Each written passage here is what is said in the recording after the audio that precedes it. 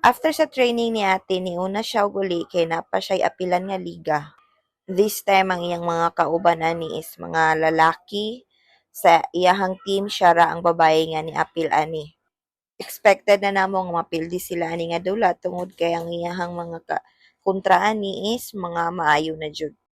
Tapos kani sila bago pa ni sila natapok nga team, and ang ilang giapas ani is experience ra jud. As parent wala na mo ni sila obligahan nga makadaog. It's because ang among giapas ani is ang learnings and experience sa ilaha. It's okay na mapildi kay namoy ma-learn ana sa inyong kapildihon. Pero as parent pod dapat magtan-aw pod ka sa unsay progress sa imong anak sa iyahang dula, kung maayo ba, kung kulang ba, or unsa ba, nagtinanga ba, dapat imuha gyud pod siyang i-remind